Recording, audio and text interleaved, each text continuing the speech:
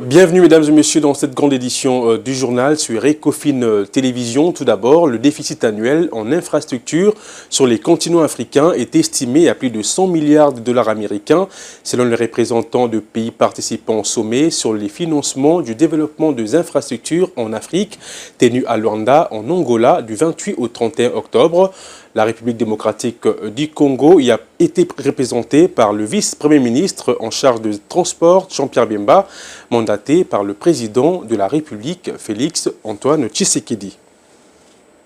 C'est une participation importante qui illustre une volonté affirmée de la République démocratique du Congo de s'inscrire dans une dynamique continentale de rattrapage infrastructurel.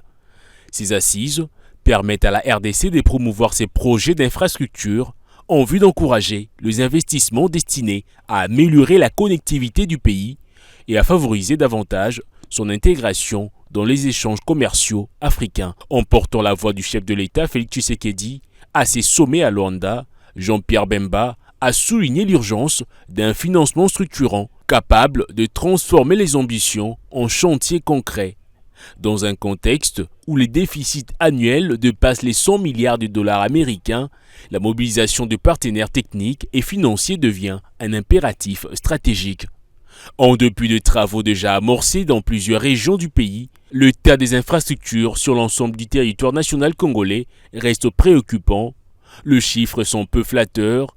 Sur 152 400 km des réseaux routiers nationaux, à peine 2% sont revêtus. Quant aux routes d'intérêt général estimées à 58 125 km, seuls 20% sont en bon état. Du côté ferroviaire, 95% du réseau existant est à réhabiliter ou à moderniser. Dans les domaines fluvial et lacustres, le pays compte 16 238 km de voies navigables, mais le balisage et le dragage font cruellement défaut.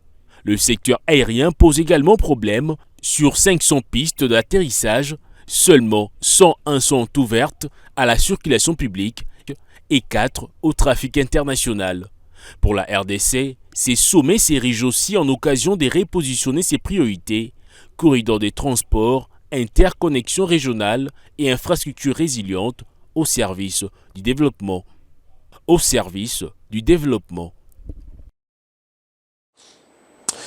Bientôt, la République démocratique du Congo va se doter d'une cellule des coordinations et des suivis des résultats, une plateforme qui vise à introduire au sein du ministère de la Santé une nouvelle culture de gestion fondée sur la redevabilité. Par cette initiative, le gouvernement entend renforcer la performance du système sanitaire en assurant, entre autres, une utilisation efficiente des ressources publiques.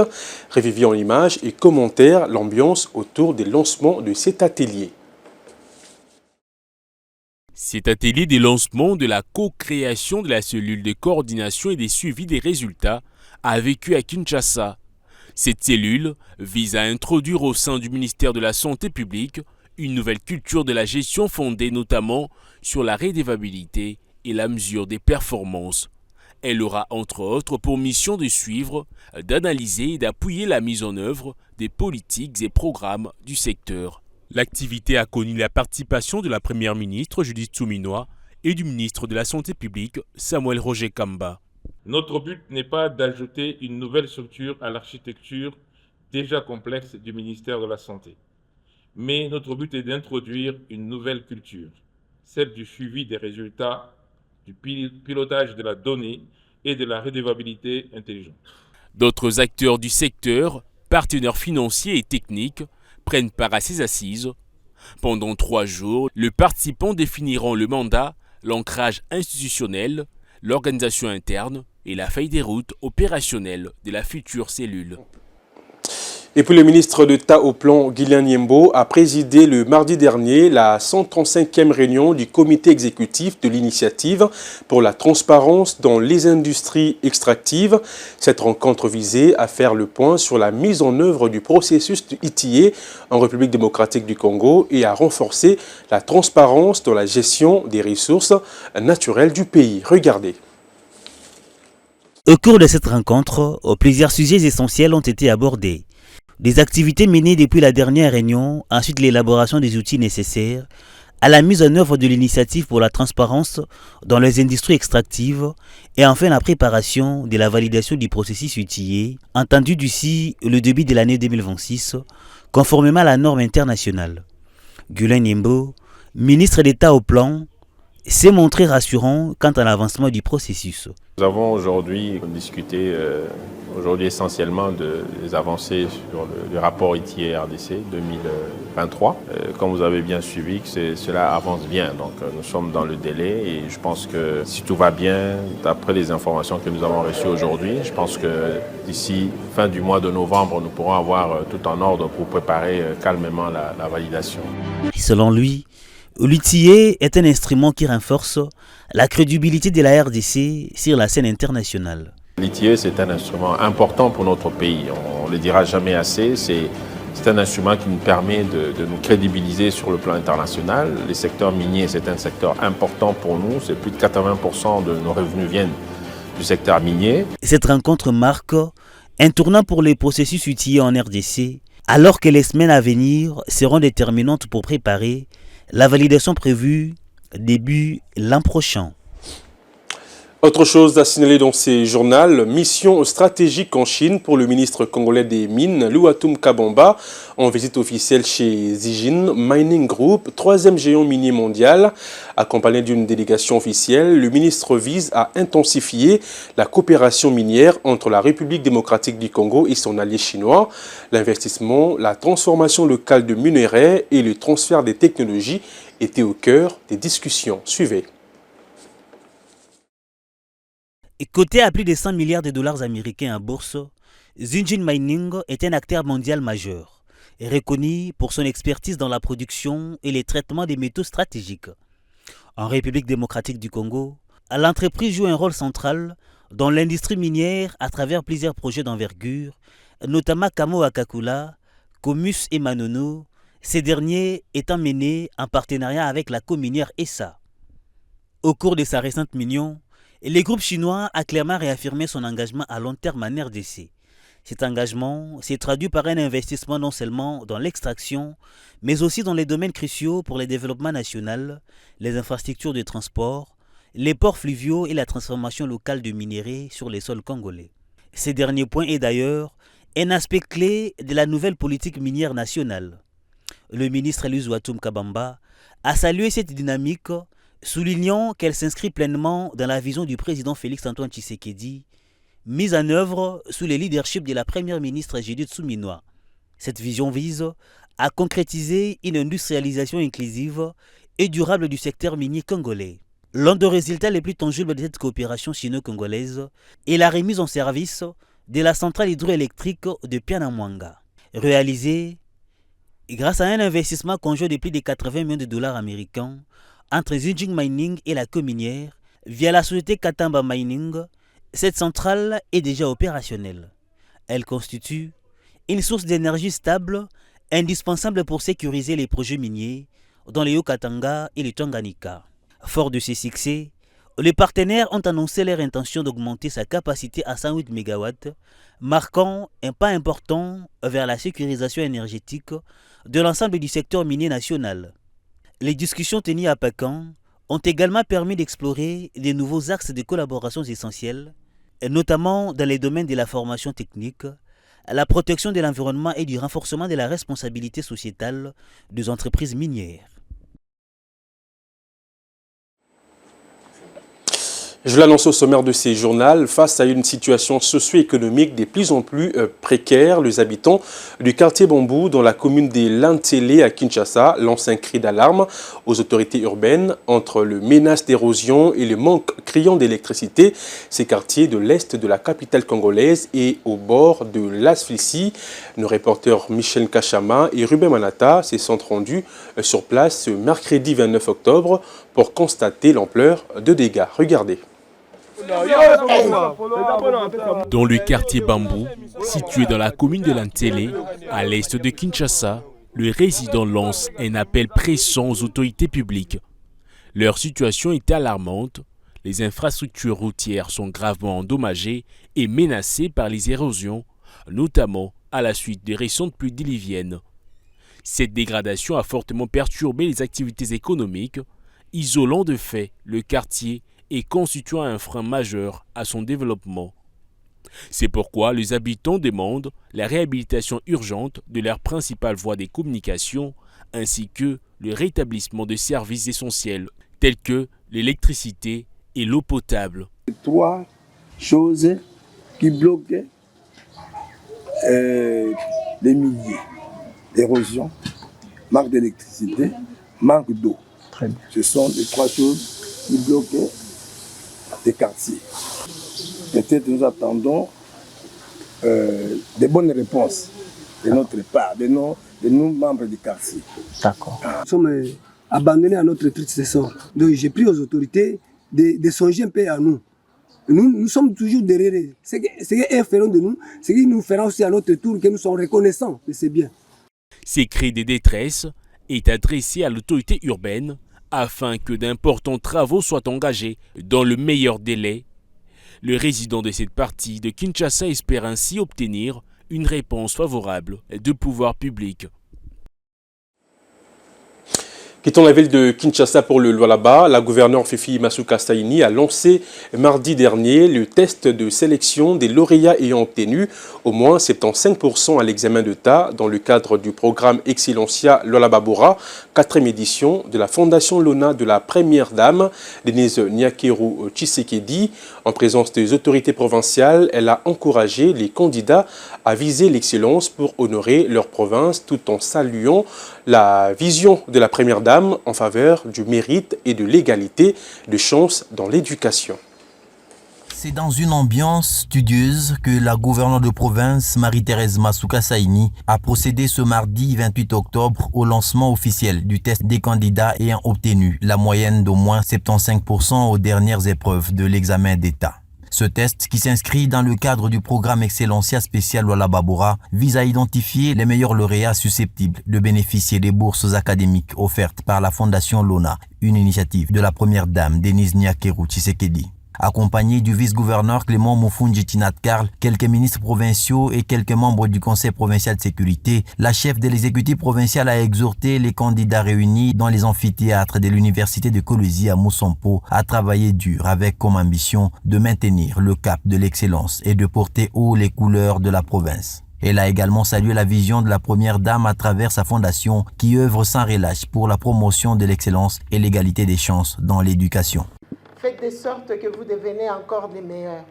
Faites de sorte que vous récupérez la 2e couronne qui est devant vous, afin que vous puissiez, pourquoi pas, aller nous représenter en dehors de la province du Lualaba, en dehors de la RDC, et que vous soyez la lumière pour vos familles, pour notre pays. Quand vous allez revenir, vous allez construire plus que ça. Il y a des belles routes, n'est-ce pas? Ceux qui sont venus de Kassaji est en train d'être asphalté. Quand vous allez revenir, vous allez faire mieux que ça. Ayez confiance en vous-même, ayez confiance en votre Dieu qui vous a permis d'être dans cette salle. Tout le monde est là pour vous encourager. Avec la grâce de Dieu, soyez encore les meilleurs et que nous puissions vous accompagner à Kinshasa.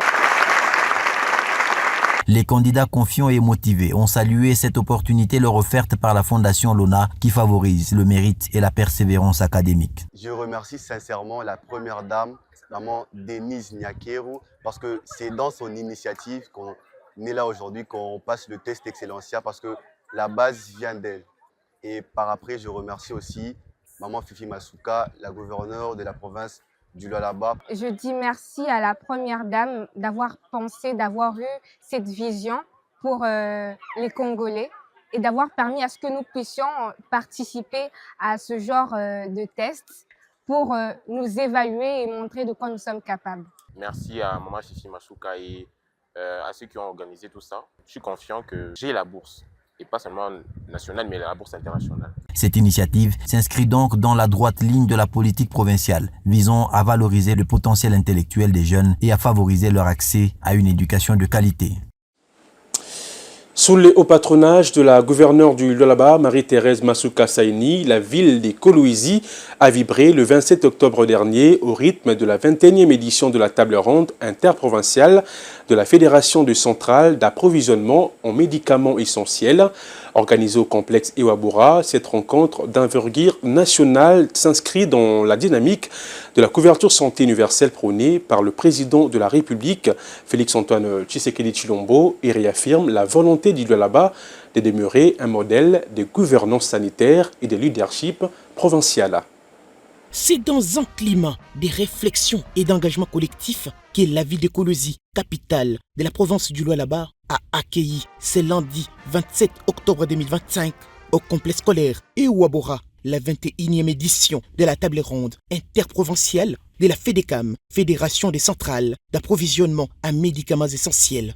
Placée sous le haut patronage de la gouverneure de province, Marie-Thérèse Masuka Saini, cette rencontre s'inscrit dans la dynamique de la couverture santé universelle impulsée par le président de la République et chef de l'État, Félix-Antoine Tshisekedi Tshilombo, pour garantir l'accès équitable et durable aux soins de qualité à l'ensemble de la population congolaise. Dans son mot d'accueil, Célestin Bouyou, président du conseil d'administration des CAMECOL, structure régionale de gestion et distribution des médicaments essentiels, est revenu sur la genèse, les acquis et les défis de cette centrale créée en 2015, acteur clé du circuit d'approvisionnement à médicaments dans le Lualaba. S'exprimant au nom du réseau FEDECAM, le docteur David Nkou Imbie, président du conseil d'administration, a exprimé sa profonde reconnaissance à la gouverneure Marie-Thérèse Masuka Saini, qui l'a qualifié des véritables modèles des leadership provincial, notamment pour leur transformation structurelle menée dans le secteur de la santé. L'accueil nous réservé depuis notre arrivée à Kolwezi nous réconforte pleinement et nous rassure d'être réellement chez nous, dans une ville propre, avec des infrastructures en pleine modernisation. J'ai eu l'occasion, Excellence, de visiter cette ville. C'est la première fois pour moi de venir, mais j'ai circulé dans votre ville. J'ai regardé, j'ai observé les routes goudronnées, pas de trous. Merci Excellence pour ce beau travail reconnu de tous. Marie-Thérèse Masuka Saini a, dans son adresse solennelle, rendu les hommages les plus déférents au président de la République. Je rends hommage au chef de l'État, son Excellence Félix-Antoine Tshisekedi Tshilombo, président de la République et garant du bon fonctionnement des institutions, pour sa vision humaniste et son engagement constant en faveur du bien-être du peuple congolais. Sous son leadership éclairé, notre pays poursuit avec détermination la consolidation de son système de santé, pilier essentiel du développement humain durable. Le Lualaba, province modèle et moteur du développement national, doit également être un modèle en matière de santé publique et d'approvisionnement pharmaceutique. Sur ce mot d'espoir et d'engagement collectif, je déclare ouverts les travaux de la table ronde intercentrale sur l'approvisionnement en médicaments essentiels ici à Kolwezi. Puissent ces assises aboutir à des résolutions fortes et à des actions concrètes pour le bien-être de notre population congolaise. Cette cérémonie d'ouverture s'est tenue en présence de plusieurs personnalités politiques et administratives, dont le vice-gouverneur de province Clément Moufoundu Chinat-Karl, le rapporteur de l'Assemblée provinciale Mouchaïla Chimata-Weber, quelques membres du gouvernement provincial, les membres du Conseil provincial de sécurité, les membres du cabinet de la gouverneure, ainsi que des partenaires techniques et financiers du secteur de la santé. Par cette rencontre de haut niveau, le Lualaba consolide sa position d'épaule stratégique de santé publique, fidèle à la vision d'un Congo plus juste, équitable et en bonne santé. D'une province à une autre en tournée dans les Hauts-Katanga, la ministre des Affaires sociales, Lev Bazaïba, a effectué ce mardi 28 octobre une visite d'inspection au centre des promotions et d'encadrement des jeunes en agribusiness réalisé dans le cadre du projet d'appui au bien-être alternatif des enfants et des jeunes impliqués dans la chaîne d'approvisionnement du cobalt. Ces projets financés par la Banque africaine de développement se veut une réponse concrète à la problématique de lutte contre contre le travail des enfants dans le mine de cobalt. Le détail. Une alternative concrète à l'exploitation minière prend forme dans le Haut-Katanga. La ministre des Affaires sociales, F. Bazaïba, s'est réjouie de la construction de ces infrastructures qui offrent une alternative aux mines. Construit avec le financement de la Banque africaine de développement, le centre de formation et de production, nouvellement édifié, permettra de donner de l'emploi à plus de 3000 personnes. Du début de mise en œuvre jusqu'au fonctionnement, nous pouvons engager, donner l'emploi à plus de 3000 personnes. Vous voyez un peu ce que ça signifie. À Mutumpeke, qui était Mutumpeke, donc un petit village qui commence maintenant à employer plus de 3000 personnes de la région. Nous sommes dans les territoires de Kipushi et la localité c'est Mutumpeke dans le Haut-Katanga. Alors je suis satisfaite et vu la dimension même du projet, vu la grandeur, les niveaux, parce que pour que nous puissions signer un contrat avec la BAD, c'est le gouvernement qui autorise. Nous avons un chef du gouvernement qui met en place la vision d'un leadership, le chef de l'État. Donc il faudrait que lui-même arrive, je vais lui faire un rapport, qu'il arrive pour couper les rubans symboliques et commencer à faire vivre les Haut-Katanga. Signé en 2019, l'accord de prêt et des dons entre la RDC et la BAD a permis le financement du projet Pabea Cobalt. Ces projets d'appui au bien-être alternatif des enfants et des jeunes visent la réinsertion sociale durable d'environ 14 850 enfants travaillant dans les mines de cobalt, ainsi que la reconversion socio-économique de leurs parents et de près de 6 660 jeunes dans l'agrobusiness.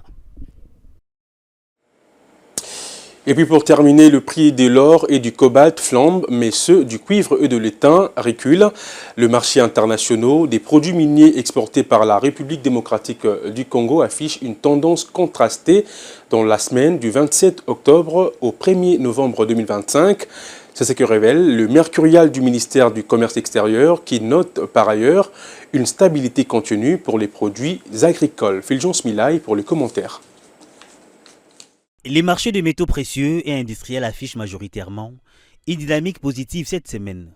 L'or poursuit sa tendance haussière, amorcée la semaine précédente, grimpant de 133,05 $ à 138,73 $ les grammes. Cette progression confirme son statut de valeur refuge dans un contexte de forte volatilité monétaire mondiale. De son côté, l'argent enregistre une légère hausse, passant de 1,63 à 1,69 $ les grammes, signalant un regain d'intérêt, notamment dans les secteurs industriels. La transition énergétique est le moteur d'une progression significative du cobalt, dont le prix de la tonne est passé de 41 331 à 43 819 $ américains. Cette hausse est alimentée par la demande soutenue de l'industrie des batteries et survient ensuite à la décision du gouvernement de suspendre ses exportations. Et les métaux de base confirment également leur redressement. Les zinc s'apprécient de plus de 2,9%, soit de 3108,10 à 3197,30 $ la tonne. Et les concentrés de tungstène augmentent de plus de 0,68%. Et ces analyses sont principalement soutenues par la reprise de la demande manufacturière. Ces avancées sont significativement soutenues par la reprise de la demande manufacturière asiatique. Les lingots d'aluminium progressent de 1308,33 à 1316,76 $ la tonne, reflétant une amélioration notable dans les marchés de l'aéronautique et des métaux légers. Un indicateur reste à un niveau élevé malgré un léger repli. Les cuivres, son prix a légèrement baissé, passant de 10 703,70 à 10 562,70 $ la tonne, mais il maintient une position forte sur les marchés, portée par une demande qui reste elle aussi élevée. Inversement, la semaine est marquée par un recul dans certains segments.